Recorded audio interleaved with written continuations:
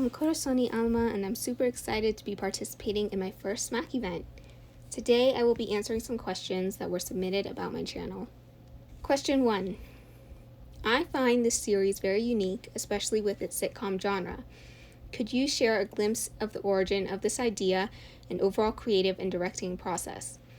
Were there any particular elements you focused heavily on, such as music, sound effects, or dialogue? This whole thing actually started way back in 8th grade when I stumbled across Saved by the Bell on Netflix. I thought it was so funny and cute, and the characters were iconic. I've always been a little bit obsessed with the 80s and 90s, so I instantly fell in love. Many years later, during the pandemic, I remembered how much I loved to make videos in The Sims. So I dusted off that old passion, and the series was born. Writing the scripts took about a year and a half, mostly because I was balancing school and life, and creativity likes to come and go. Then came the great voice actor hunt, which took me 1 month, followed by 6 months of wrangling all the dialogue. After that, I film and edit whenever I can steal a free evening. Music is a big focus for me because I think it's a great way to instantly set the vibe and the time period. But I also love digging into the dialogue, figuring out each character's voice, and figuring out what lines will actually land with the audience. It feels great to find that one line that makes you laugh out loud or wince because you know exactly how that character feels. Which of the twins do you relate to more? I think I've put a little bit of myself into both Angelica and Amanda. I actually have a sister in real life, and just like Angelica, I've always been seen as the more outgoing one. But at the same time, I really relate to Amanda's way of thinking things through and trying to be the voice of reason when things get chaotic, which, let's be real, happens a lot with those two. So it's a bit of a mix. Maybe Angelica on the outside and Amanda on the inside. How many episodes are you planning for When the Bell Rings? I have 6 episodes planned for the series. Any future projects on the horizon? Definitely. I have another series I've been dreaming about making once When the Bell Rings wraps up, and I also wrote a short machinima script back in April that I'm super excited about. It's inspired by The Twilight Zone, which is another one of my all-time favorite shows. I'd love to bring that one to life, but like with all creative projects, it really comes down to finding the time to pull everything together. So for now, they're on my soon, hopefully, list. Who's your favorite character to write and why? Who's your least favorite character to write and why? I'd say my favorite characters to write are definitely the girls, so Angelica, Amanda, and Crystal. They're just so much fun and come naturally to me. I also love writing guest characters, especially those one-episode villains who swoop in with way too much attitude and end up teaching the main crew a life lesson. It's satisfying to write a character who's dramatic, a little bit terrible, and then gone by the next episode. As for least favorite, definitely the guys. I don't know what it is, but writing male characters has just never come easily to me. They always end up being the ones I rewrite the most. Can you imagine your series in a different Sims game than Sims 2? I've definitely tried. I've played around with Sims 4 a little bit, but I can never quite get the hang of the controls for machinima. As a kid, I made most of my videos in Sims 3, but that game can be pretty temperamental on my computer, and over time I realized I really just love the look and feel of Sims 2. It's what I grew up with, and that slightly older, boxier style also fits so well with the 80s, 90s vibe of When the Bell Rings. It just feels right. I've never watched Saved by the Bell. Can you please explain the way this show relates to Saved by the Bell like I'm 5? In what way did the original show inspire you? So, Saved by the Bell is this super fun, super cheesy teen sitcom from the late 80s and early 90s.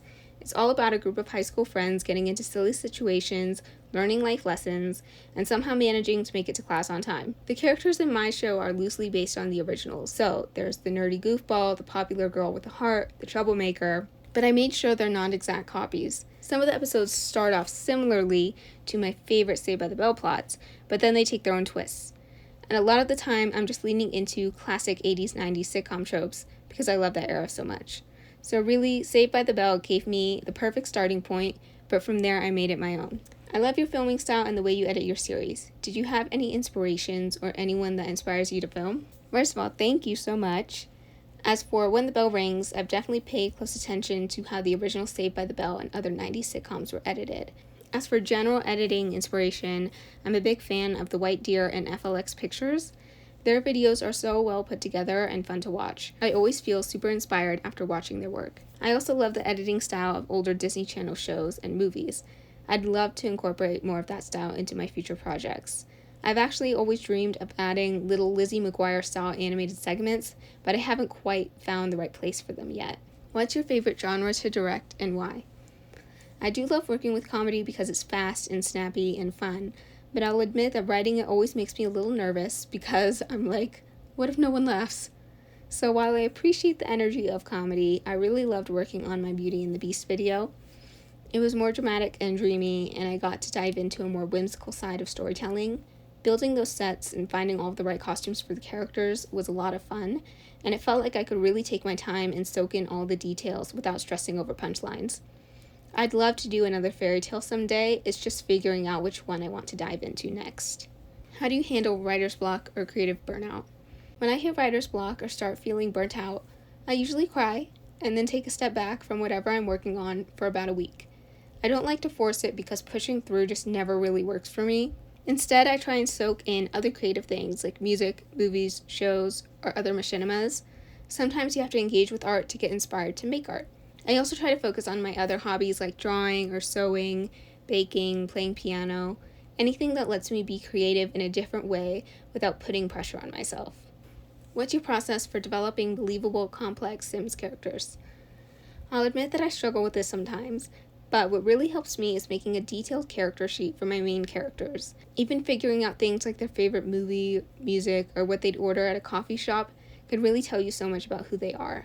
Plus, having all of that written down makes it a lot easier to keep their personalities consistent across episodes. That way, if they go through any big changes or growth, it actually feels earned. I also love taking inspiration from some of my favorite characters, usually a mix of 2 or 3 that have similar vibes. It helps keep the character from feeling like a straight-up copy of someone else. For example, with Angelica, I didn't just look at Kelly Kapowski. I also pulled from Brenda Walsh from Beverly Hills 90210, and even some girls I knew from high school who were super outgoing and bubbly. Those are all of the questions. Thank you so much for sending them in and for watching my panel. I'm really excited to be part of the convention this year, and I can't wait to check out the other panels. Bye!